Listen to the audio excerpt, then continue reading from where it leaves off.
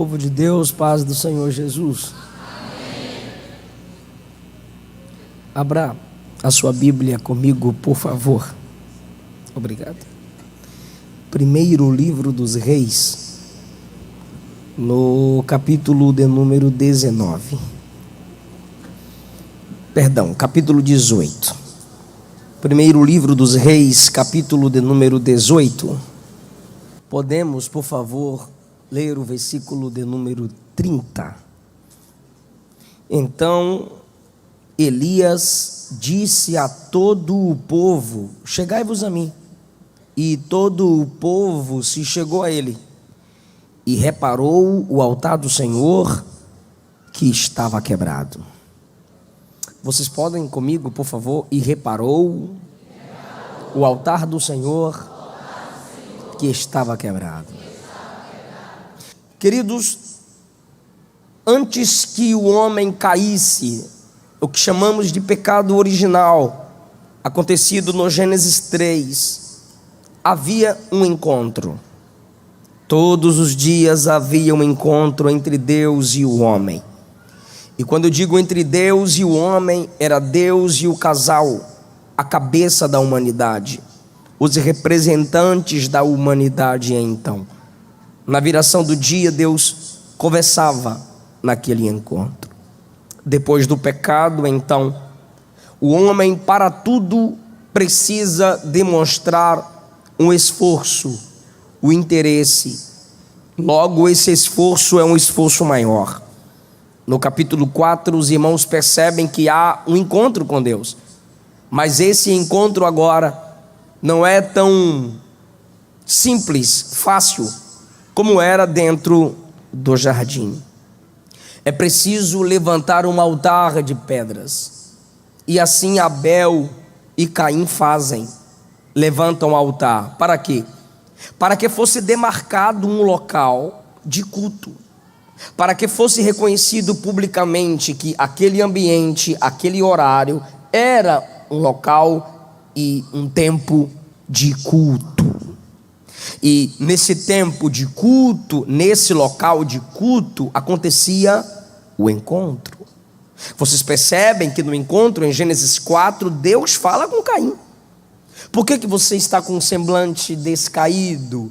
O pecado jaz à porta, cabe você dominá-lo. Se você fizeres bem, será aceito. Se não fizeres, não será. Num próximo encontro, ele mata seu irmão e Deus se encontra com ele. E a Bíblia diz que ele fugiu da face do Senhor. A expressão face é presença. Tinha que levantar um altar, tinha que derramar sangue, pois o derramamento do sangue era uma indicação, uma profecia viva de que, breve, uma vítima inocente morreria no lugar dos culpados. Então cada cordeiro que era oferecido, sangue derramado, apontava para o Cordeiro de Deus que tira o pecado do mundo, Jesus, o inocente morrendo pelos culpados.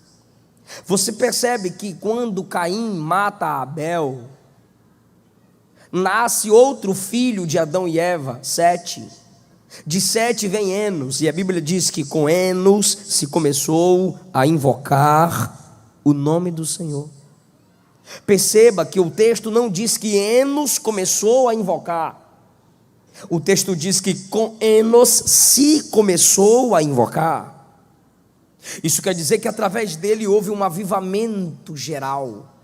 As pessoas começaram a levantar altar e invocar o nome do Senhor, estabelecendo assim um ambiente de culto. E aquele ambiente de culto, através da simplicidade dos nossos pais na fé, que biblicamente falando são chamados de pais ou patriarcas ancestrais, era simples, um amontoado de pedras, e ali eles ofereciam um culto a Deus naquele local, ou seja, um ambiente em que se era reconhecido publicamente como um lugar de culto, logo lugar de encontro.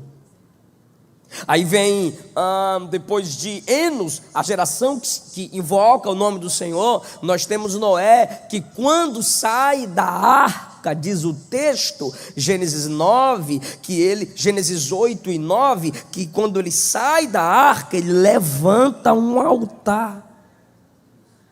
No novo mundo reinaugurado, a inauguração desse novo mundo pós-dilúvio é feito com um altar levantado, para que haja um encontro entre Deus, Noé e sua família ao redor do altar. Depois de Noé, Deus chama Abrão, e Abrão, a partir de Gênesis 12, onde chegava, ele tinha o costume de levantar. Só que no tempo de Abrão já era comum ter altares estabelecidos em alguns locais. Por quê? Porque aquele povo era idólatra, cada um tinha seu ídolo, cada nação tinha os seus ídolos. Então era normal terem altares, e Abraão levanta altar, e é Abraão que se torna destaque num ambiente de muitos altares. Por quê? Porque nessas terras pagãs por onde Abraão passava, tinham altares, só que acima dos altares haviam os ídolos. Aí Abraão chega no mesmo ambiente que tem muitos altares, junta pedras e também levanta um altar, e começa a orar, e começa a dialogar, e nesse diálogo há movimentos. O que há de estranho aqui é que em cada altar haviam ídolos, mas no altar dele não tinha ídolo. Aí o povo estranha, ele tem altar como a gente, mas ele conversa com a divindade que a gente não vê, porque o Deus de Abraão é o nosso Deus, invisível, porém real. Só que aquele altar levantado demarcava ambiente de culto, de encontro. Altar sim, ídolo não. Lembra que no 12, quando ele desce ao Egito e volta no início do 13, diz a Bíblia, e ele voltou para o local do altar, onde havia invocado o nome do Senhor. Por quê? Porque o altar levantado de pedras era um memorial, era um local demarcado, aqui é lugar de culto, é um ambiente de encontro memorial.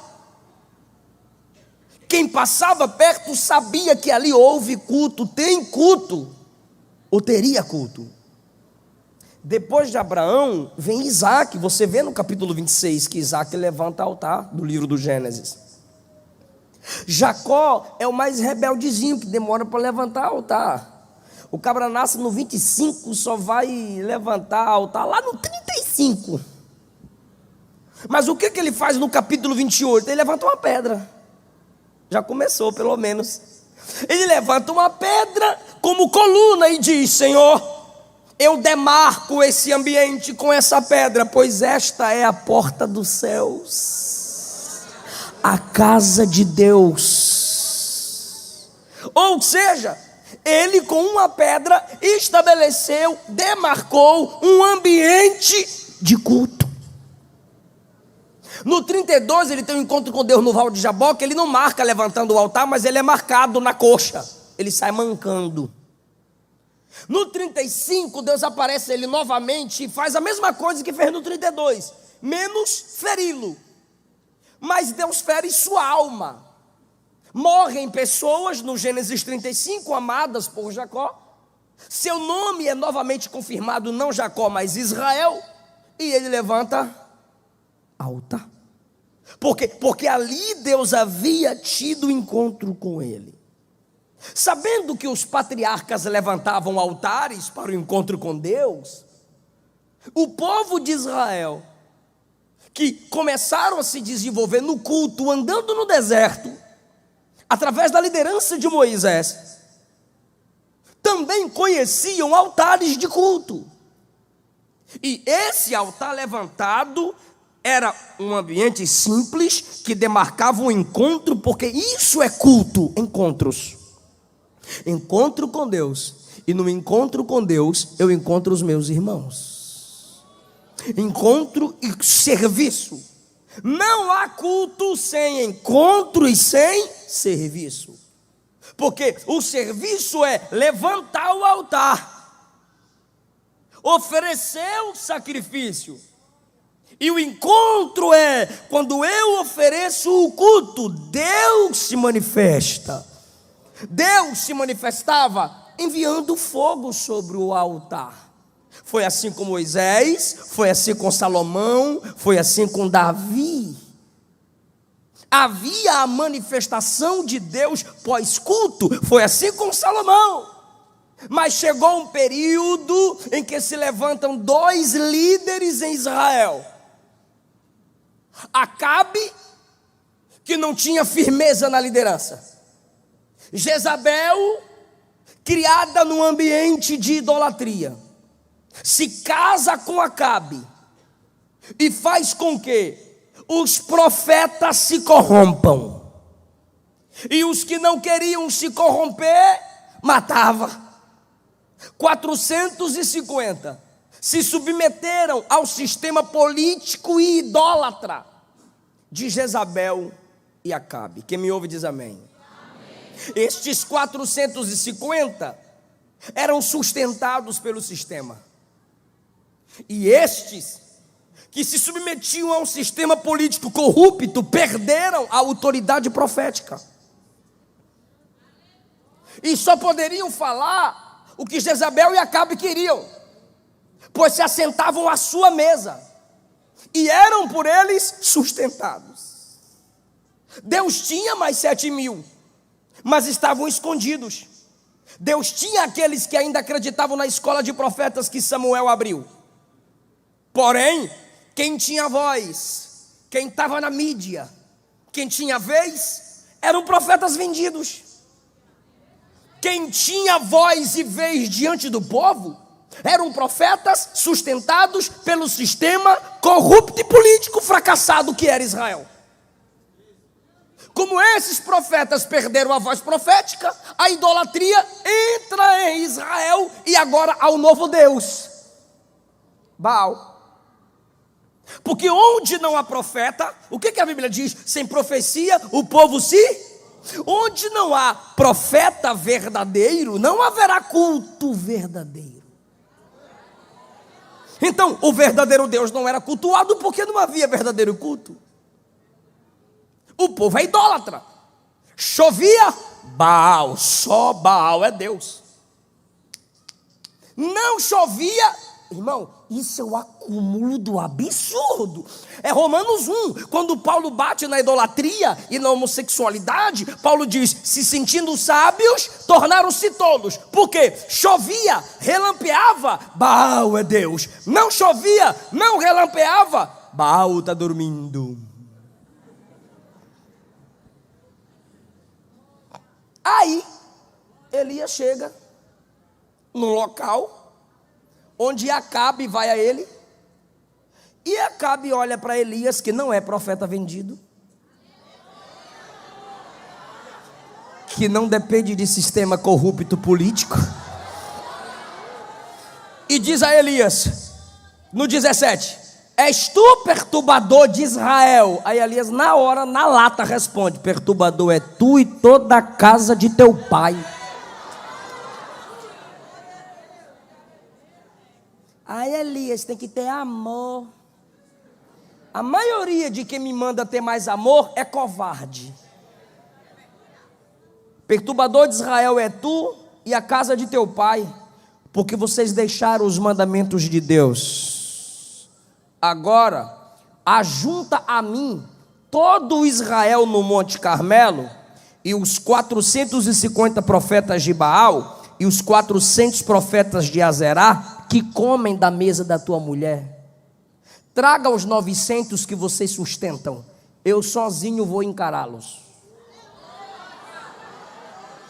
Quando ele manda ajuntar, Elias vira as costas para Acabe, olha para a igreja, olha para o povo e diz: até quando vocês vão cochear entre dois pensamentos? Sabe o que é cochear? Já viu um coxo andando? Uma hora lá embaixo, outra hora em cima.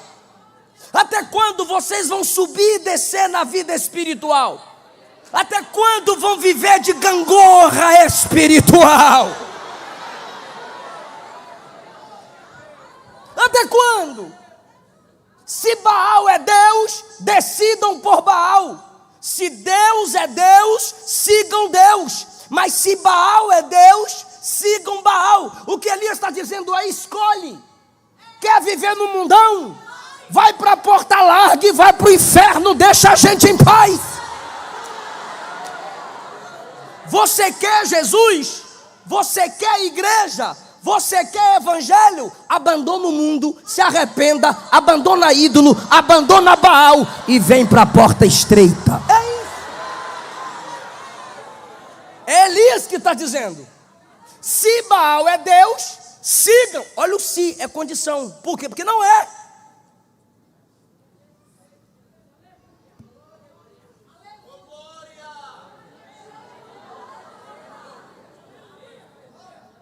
E ele está falando é para o povo de Deus, tá? É para a igreja.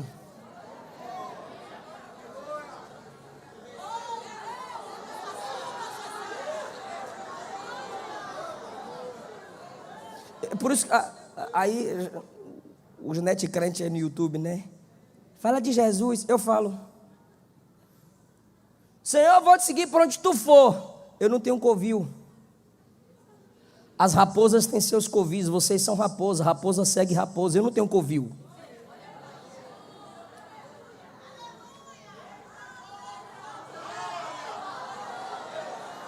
Porque tem gente que quer servir a Jesus pensando que Jesus é raposa.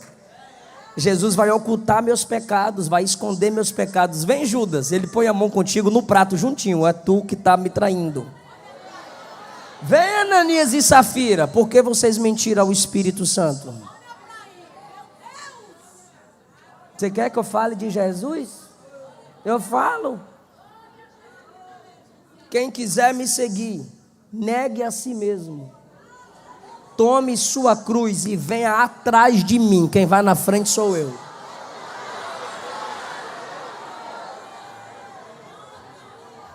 Quem quiser me seguir tem que deixar pai, mãe, tem que amar menos pai, tem que amar menos mãe, tem que amar menos filhos e filhas, irmãos e irmãs. É Jesus.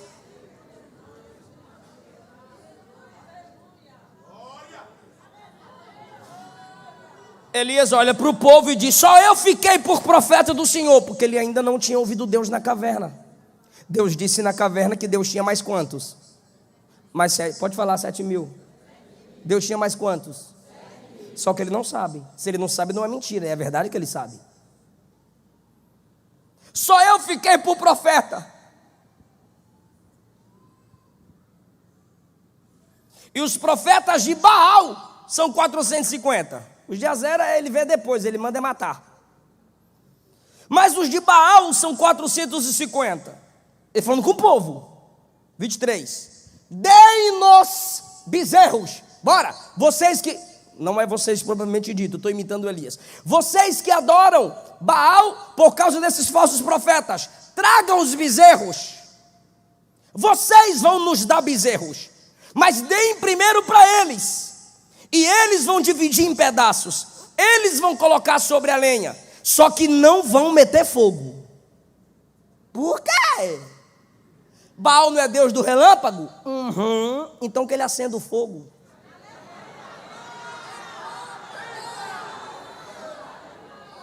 Aquele que responder com fogo é Deus. Sabe o que ele está nos ensinando, pastores? Faça o culto, mas não manipule. Prepare o altar, mas não manipule. Se ele quiser acender o fogo, ele acende. Se ele quiser fazer, ele faz.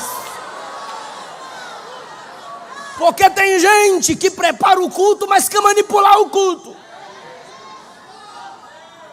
Você viu o irmão lendo os agradecimentos aqui? Cadê você? Quem foi? Para não dizer que a gente está inventando testemunho. Não manipule o culto. Já viu aqueles pregadores que não tem ninguém chorando? Está chorando, mentira, a irmã está coçando um mosquito que entrou no zóio.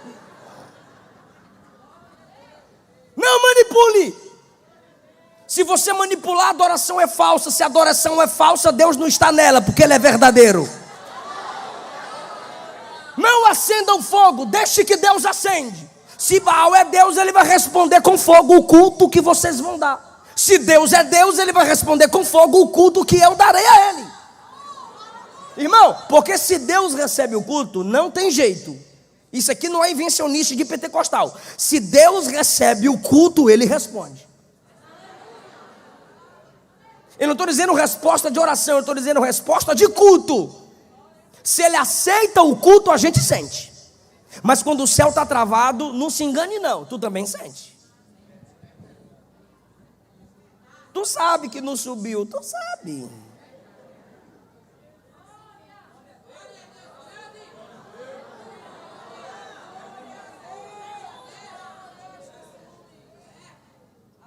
Invocai o nome do vosso Deus, e eu invocarei o nome do Senhor. E há de ser que o Deus que responder por fogo, esse será Deus. E todo Israel, o povão já não gosta, né? Boa essa palavra, top, hein?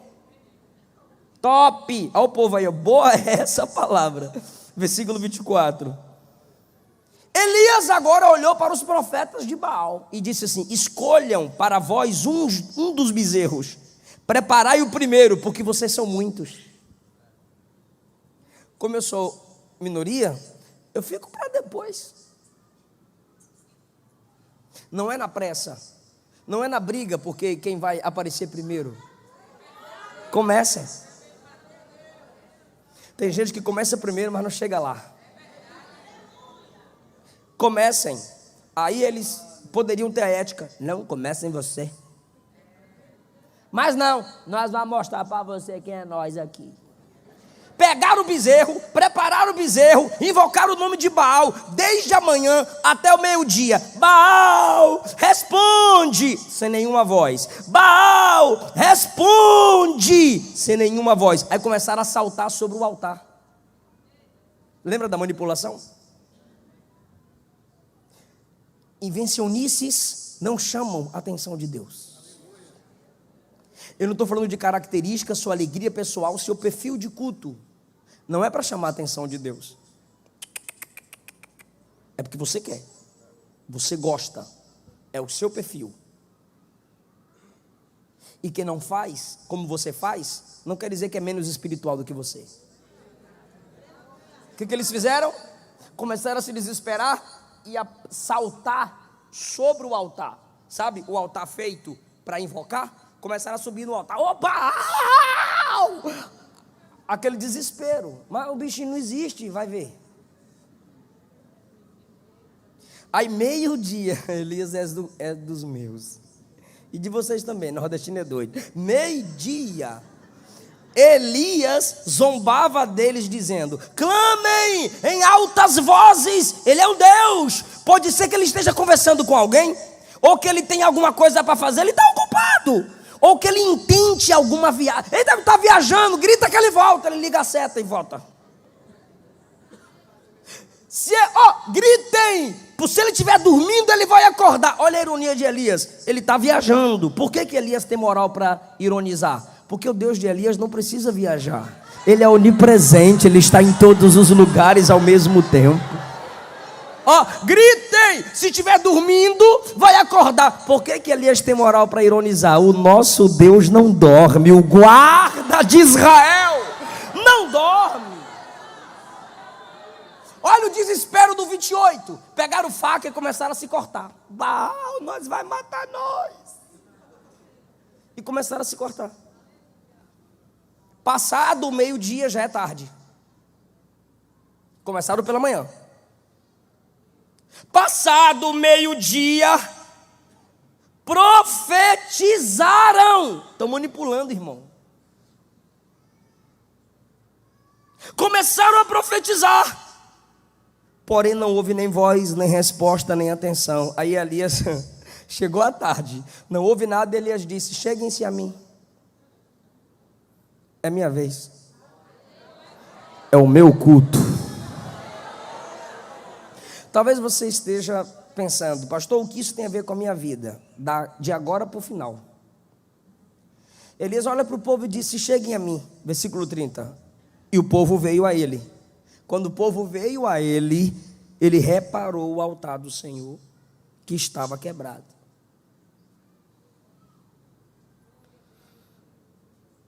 O altar foi restaurado num ambiente de culto, sim ou não? Teve um falso culto, lotado. E agora tem um verdadeiro culto com um crente.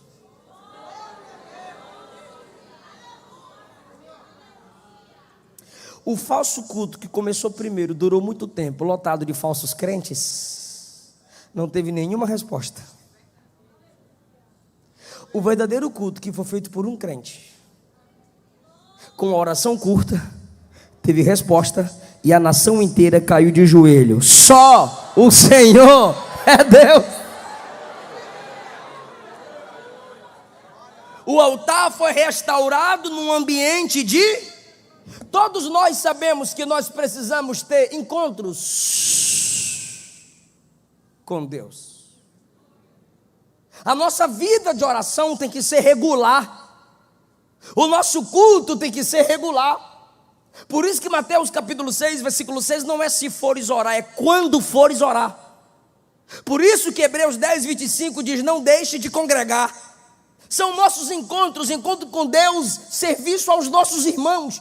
Enquanto servimos aos irmãos, cultuando a Deus, encontramos esse Deus no encontro com os irmãos. Mas onde Elias está restaurando o altar? Elias poderia chegar de madrugada. Tadinho do altar do Senhor, deixa eu arrumar bonitinho. Não! Ele olha para o povo e diz: cheguem. Quando o povo, a multidão se aproxima, ele diz: vejam isso. E ele começa a consertar o altar. O que Deus está dizendo a alguém aqui é: ambiente de culto é ambiente de restauração de altares. Você quebrou seu altar no secreto e quer consertar no secreto para servir a igreja em público, sem que a igreja saiba que seu altar quebrado já foi restaurado? Você quer servir a igreja, quer ministrar a igreja com dons, quer ser uma bênção para a igreja? Quero. Mas como é que a igreja sabe que seu altar foi restaurado? Eu com Deus. Então faça lá no quarto fechado, pregue lá, cante lá, profetize lá. Aqui não. É por isso que o batismo é público, para que a igreja testemunhe que você morreu para o mundo e agora vive para Cristo. É por isso que as profecias em 1 Coríntios 12, 13 e 14 é no ambiente de culto, para que elas sejam julgadas pela igreja. Mas nós não queremos restaurar o altar publicamente. Estamos duvidando do poder do culto. E o Espírito Santo hoje está falando a alguém aqui. É hoje que nesse culto Deus resgata a comunhão com você. É hoje nesse culto que o altar quebrado, mesmo que ele tenha sido quebrado no secreto, é aqui que você tem que voltar para Jesus. É aqui que você tem que clamar, chorar, se humilhar e cantar como o nosso cantor aqui: me quebranta, Senhor, me restaura, Senhor, tira de mim as carnalidades. A igreja é testemunha de altares restaurados, independente do que você ache dela. Mateus 5,15, Jesus disse que não se acende uma lâmpada para colocar debaixo de uma vasilha, mas a coloca no candelabro, e assim ela vai iluminar todos os que estão na casa. Quando o altar é restaurado, ele brilha com o fogo do Espírito, irmão. Todos sabiam que o altar estava quebrado. Então todos agora devem ver o altar sendo reconstruído. Se o altar era para Deus, deve ser público. Por quê? Porque o que é para Deus não teme escrutínio.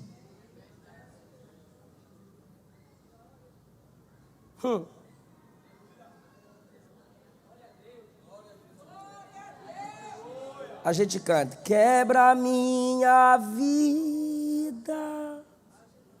Imagine Deus chegando com a marreta perto de tu. Posso? Tu vai dizer, tem misericórdia. Você deve ter cuidado com o que você fala e canta publicamente, irmão.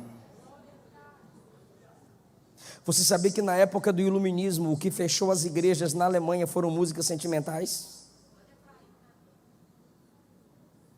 Porque o iluminismo, junto à teologia liberal, dizia: o que importa é o que você sente. E cada um queria cantar no culto o que sentia. Como não tinha espaço no culto por causa da cultura, que a cultura era só glória para Deus, só glória para Deus. A cultura era essa, e não tinha espaço para cada um cantar o que sentia, começaram a ficar em casa para cantar o que sentia. E tem muita gente aumentando o seu nível de depressão porque fica simplesmente cantando aquilo que está sentindo, ou conforme o que está sentindo.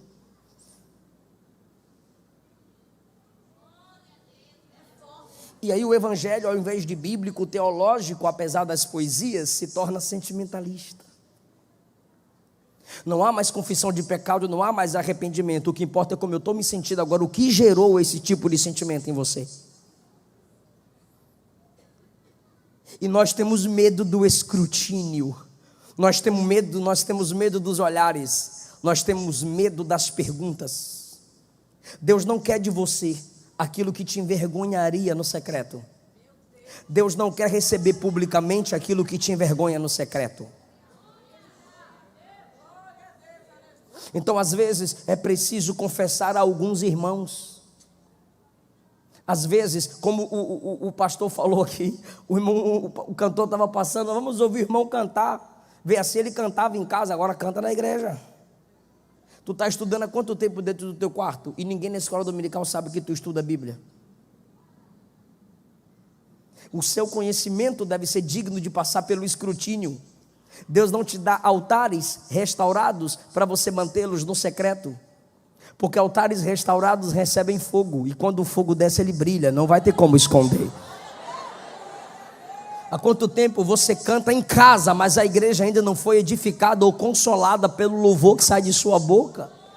Deus tem te dado visões, revelações, profecias, e a igreja ainda não recebeu da unção que foi colocada em você. O Espírito Santo está dizendo: eu já restaurei o altar, agora você precisa dizer: vejam o que Deus está fazendo em minha vida.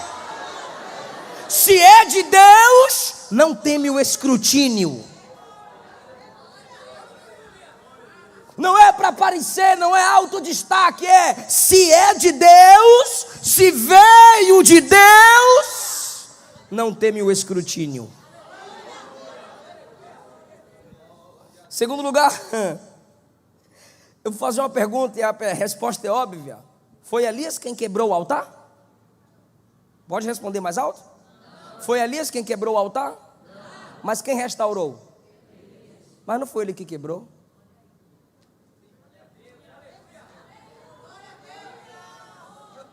Isso mexeu comigo.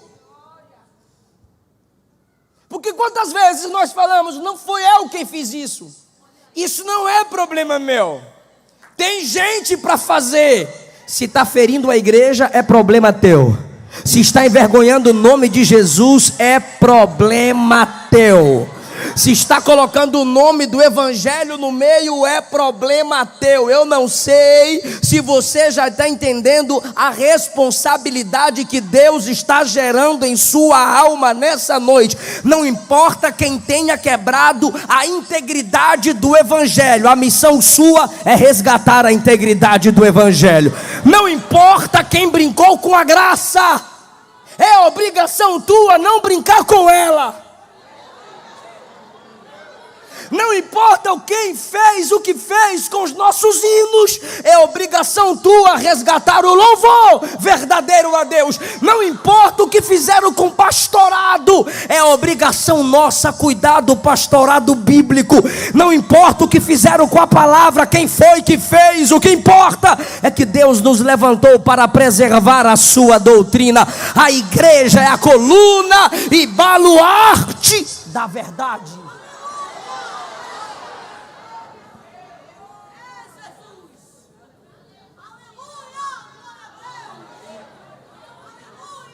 Eu estou orando para Deus levantar alguém. Deus não vai te responder.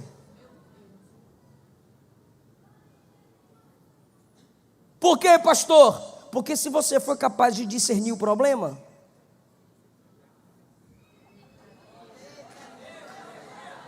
você já percebeu que nem todo mundo percebe as coisas como você?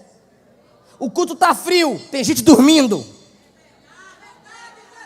O cara não está pregando nada e tem crente. Eita Deus, manto. E você diz, meu Deus, não tem nada de Bíblia nisso. Está percebendo que você se incomoda e outros não? A profecia é totalmente mentirosa e tem gente, amém, é manto, é mentira. Mas por que você percebeu e o outro não? Porque o restaurador de altar é você. Quem tem que corrigir é você.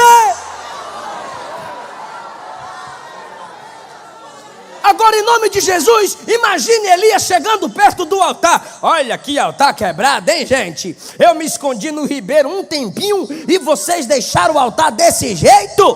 Que crentalhada é vocês, hein? Preguiçosos. Olha o altar todo quebrado, irmão. Vê o altar quebrado e reclamar do altar quebrado sem fazer nada pelo altar que está quebrado não te torna diferente de quem quebrou o altar. Pior, te torna um fofoqueiro que só sabe os problemas do altar. Pelo amor de Deus.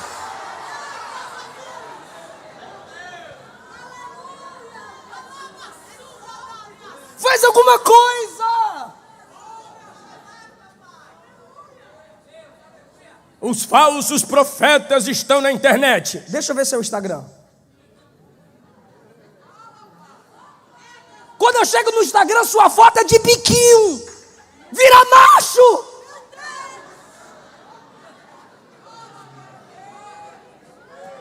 Se os falsos profetas estão no Instagram e sua foto, minha irmã, é seminua, você também é piricrente. Você precisa se converter. Você não tem nada de Deus para mudar essa geração. Cala a boca. Você é hipócrita.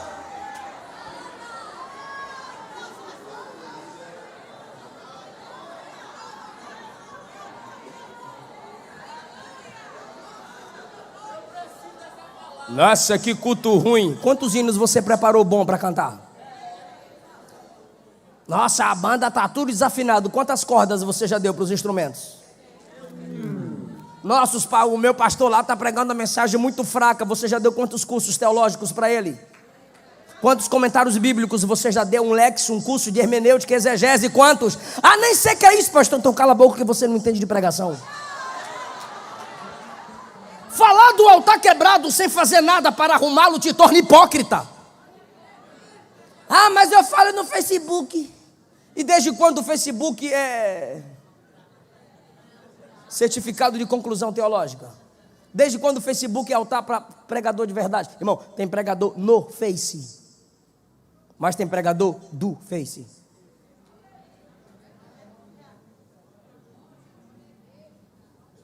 Elias não reclama do altar quebrado. E ele poderia reclamar. Olha para cá, fala comigo. Ele não reclama do altar quebrado. Ele fala para Deus dos altares quebrados e levanta um. Eu vou provar na Bíblia. Quando ele está na caverna, no capítulo de número 19, olha o que ele diz no versículo 10. Tenho sido zeloso pelo Senhor, porque os filhos de Israel deixaram a tua aliança, derribaram os teus altares, no plural. Me ajuda, derribaram os teus altares. Toda a igreja agora, 1, 2, 3. Todo, derribaram os teus altares. 1, 2, 3. Ele está falando para quem? Não me estressa. Ele está falando para quem? Para Deus ele diz, quebraram os altares, mas diante do povo ele não reclama, ele levanta. Derribaram um altar ou derribaram os altares? Ele deu conta de levantar todos? Ele deu conta de levantar todos? Mas pelo menos um ele levantou. Eu sei que você não pode consertar tudo. Eu sei que tem muita coisa que te incomoda e você não pode mudar tudo. Mas alguma coisa você pode fazer. Não, pastor, eu não tenho um dom. Mentira, você não tem a coragem. Não, pastor, eu não tenho um dom. Mentira, você não tem a disposição. Aqui ninguém é tão cheio que tenha tudo, e ninguém é tão vazio que não tenha nada. Se o Espírito de Deus habita em você, você tem capacidade para fazer alguma coisa no reino.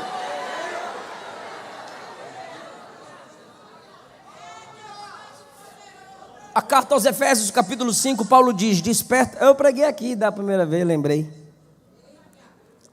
Desperta tu que dormes e Cristo te esclarecerá. Bora lá?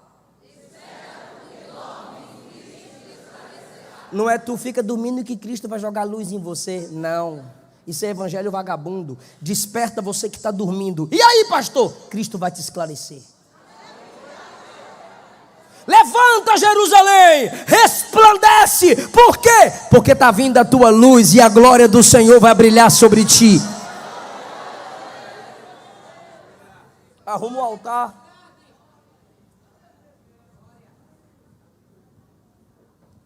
Essa é forte.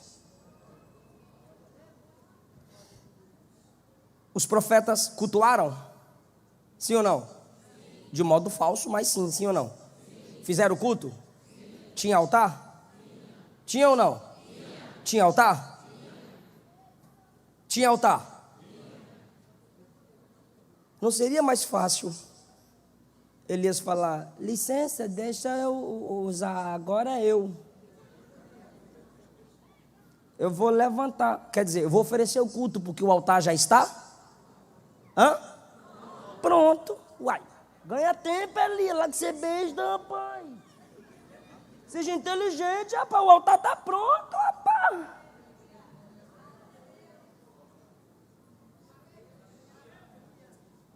Deus não desenvolve intimidade com quem facilita as coisas.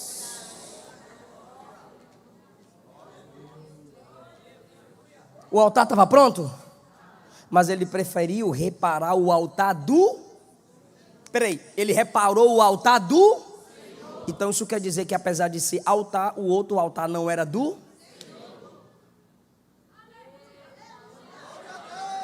Então não é porque tem nome de altar que é altar do... Não é porque tem nome de igreja que é povo de... Não é porque tem nome de culto que é dado a... Não é porque tem nome de louvor que é louvor a... Não é porque tem nome de pregação que é palavra de...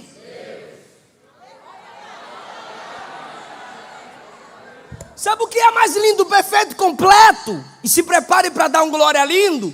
É que o altar está em pé e o do Senhor está quebrado. Está em pé? Tá, mas é falso. Está quebrado? Tá, mas é verdadeiro.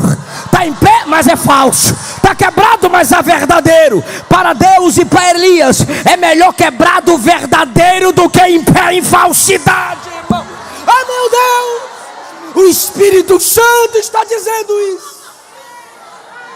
Eu prefiro você moído no pó, chorando, fraco, arrependido, verdadeiro, confessando, sem abrir mão da verdade, do que com aparência de verdade, levando uma vida de mentira.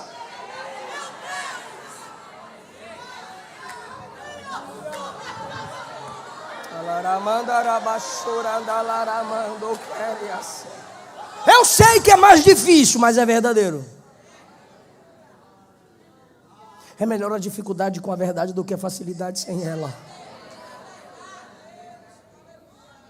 Lembra do Salmo 51? Fala comigo, Deus, tu amas. Para de graça, Deus, tu amas a verdade no íntimo. Diga verdadeiro. Agora diga, um coração quebrantado o Senhor não rejeita. Diga quebrado.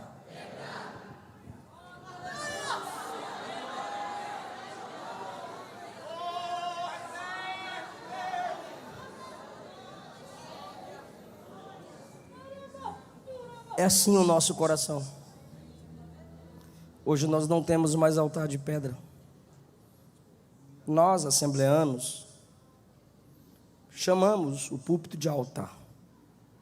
Não porque ele seja, mas pelo que é feito. Aqui é feito o que é sagrado. Louvor, palavra. mas não é altar. Isso aqui é púlpito.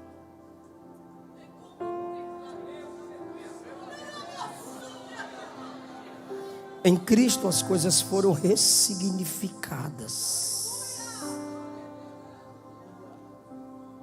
Pastor, então como é que é o nosso culto? Para ter culto, tinha que ter o sacerdócio. Vós sois sacerdócio real, nação santa, propriedade exclusiva daquele que vos chamou das trevas para a sua maravilhosa luz.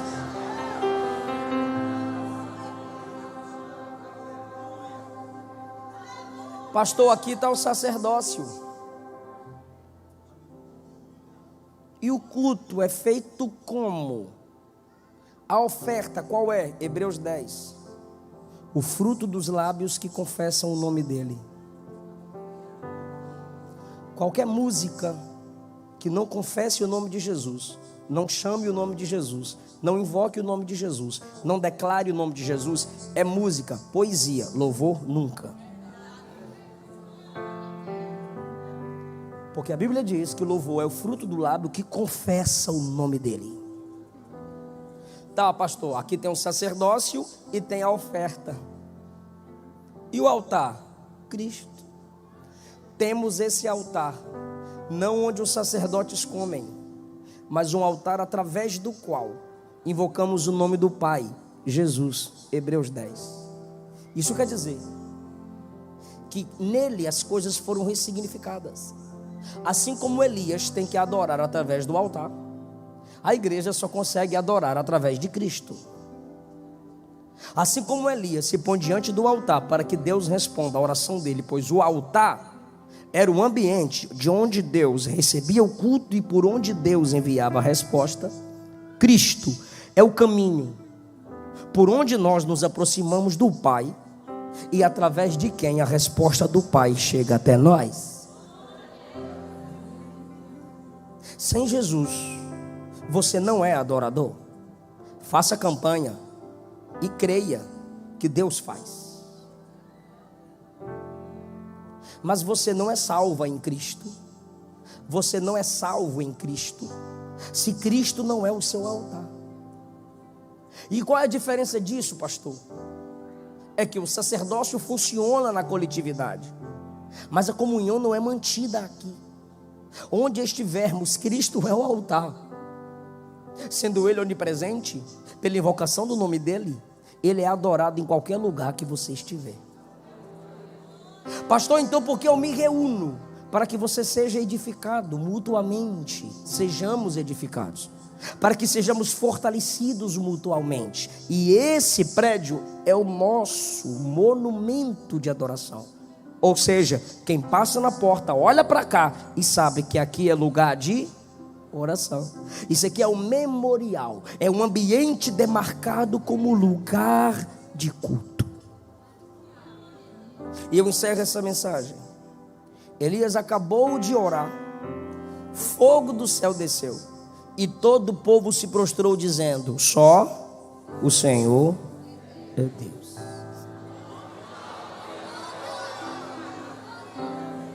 Abriram mão de Baal e vieram servir o verdadeiro Deus.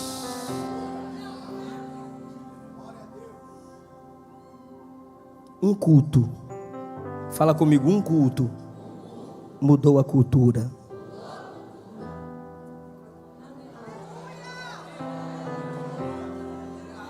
Em nenhum momento eu pedi para você dar glória a Jesus. Não precisa, vocês são pentecostais vivos.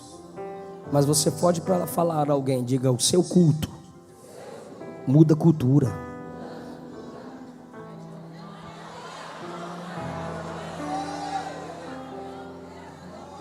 Como está o seu altar de culto familiar? Mude a cultura diante de seus filhos. Mude a cultura diante da sua esposa ou diante do seu marido. Mude a cultura no seu lar. Qual é a primeira coisa que seus filhos sentem falta quando acordam? Chega a hora do culto, eles querem ir à igreja, mesmo que não queiram, mas sabem que tem que ir à igreja. É cultura. Sabem que você vai orar para agradecer a alimentação? É cultura. Sabe que você não vai deitar-se à cama sem agradecer a Deus pelo dia? Eles sabem disso? Sabe, pastor? É cultura.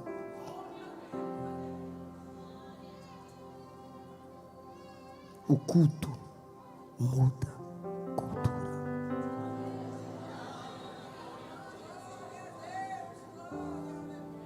Fica em pé.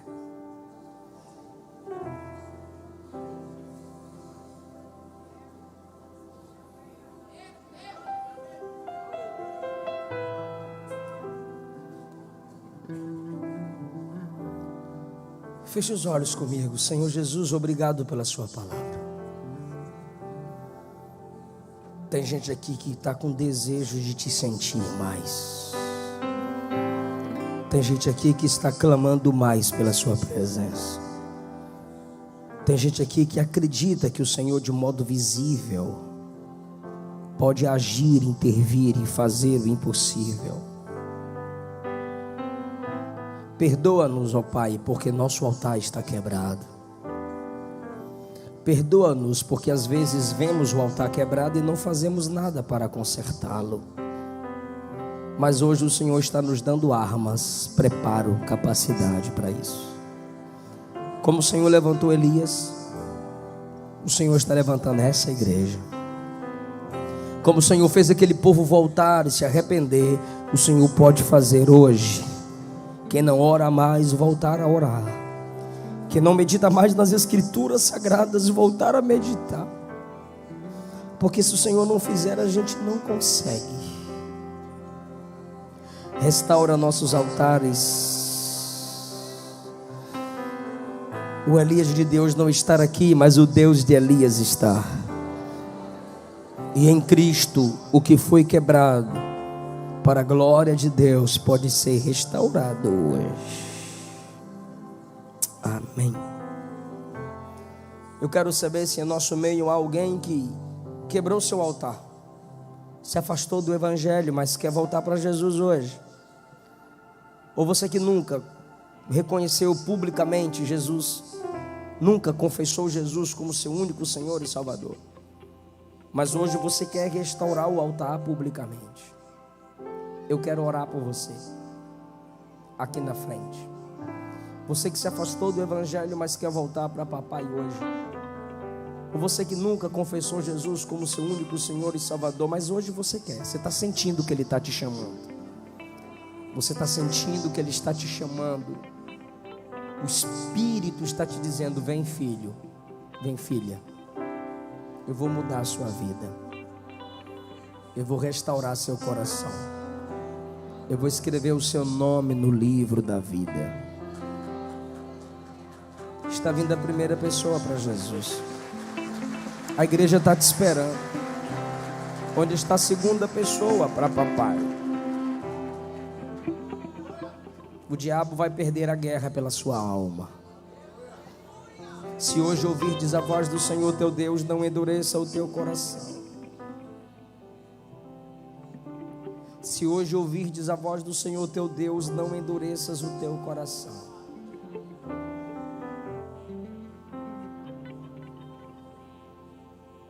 Onde está mais alguém que queira receber Cristo como seu único Senhor e Salvador hoje? Ele perdoa você. Ele apaga o seu passado e escreve uma nova história para a sua vida.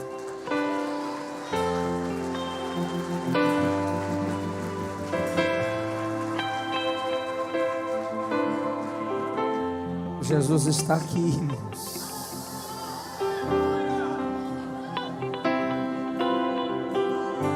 Todas as ruínas da sua vida espiritual são lançadas fora. E Jesus fortalece a comunhão contigo hoje. Toca, Espírito Santo, na alma desse homem. Toca, Espírito Santo, na alma dessa mulher. Vem para papai. E conhecereis a verdade, e a verdade vos libertará. Se pois o Filho vos libertar, verdadeiramente sereis livres. Crendo com o teu coração e confessando com a tua boca que o Cristo ressuscitado dentre os mortos é o Senhor, serás salvo. Quem nega o Filho de Deus não tem o Pai, mas aquele que confessa o Filho, esse tem o Pai. Jesus disse: aquele que me negar diante dos homens, eu também vou negá-lo diante dos anjos. Mas aquele que confessar meu nome diante dos homens, eu confesso o seu nome diante dos anjos, diante do meu Pai.